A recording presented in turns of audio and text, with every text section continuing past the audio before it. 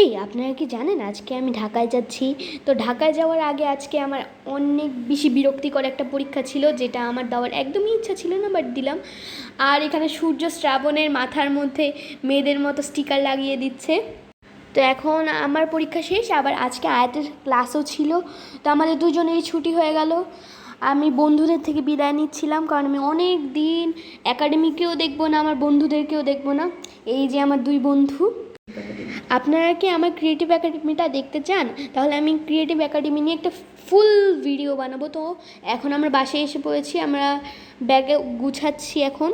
তো মা এখন নিজের ব্যাগের মধ্যে যত জরুরি জিনিস আছে সব নিয়ে নিল, তারপর হেডফোনও নিয়ে নিয়েছে। তো বিকাল হওয়ার পর আমার বন্ধু শ্রাবণ আমাকে সারপ্রাইজ দিতে আমাদের বাসায় এসে পড়লো। আমি যেহেতু চলে যাচ্ছি, তো ওর অনেক বেশি মনটা খারাপ। তো আমার সাথে একবার দেখা করতে আসলো। এখন পর্যন্ত আমার বাসায় একবারও আসেনি, আমার কোনো বন্ধুই না। আমি যেদিন ঢাকা যাই সেদিনের পরের দিনই শ্রাবণের দাদু মারা গিয়েছিল। আপনার শ্রাবণের দাদুর জন্য দোয়া করবেন। তো আয়াত আমার সাথে কিছুক্ষণ মারামারি করে আমরা এখন স্টেশনের দিকে এসে পড়েছি। আমরা স্টেশনের মধ্যে কম থেকে কম হলেও 3 ঘন্টা পর্যন্ত ওয়েট করেছি। আগেরবার আমরা এতক্ষণও ওয়েট করিনি, কিন্তু এবার অনেক বেশি ওয়েট করতে হয়েছিল। বাবজান ওই সাইডে গিয়ে কথা বলছে, তো আমাদের এতক্ষণ পর ট্রেন এসে গেল। আবার তখন তো আবার স্টেশনের মধ্যে কারেন্টও ছিল না, একদম অন্ধকার, একদম শান্ত, একদম ভূতের একটা পরিবেশ। ওই দেখেন ট্রেনের মধ্যে একটা ভূত। ও আপনারা তো মিস করে ফেললেন, আপনারা দেখতে পারলেন না। তো এই যে কালো যেটা না আমাদের সামনে, এটা হলো আমাদের সবচেয়ে ভালো আয়াত, যে আমার সাথে বাসা থেকে বেরোয়ার আগে মারামারি করলো। তো এখন মা চা খেয়ে নিচ্ছে।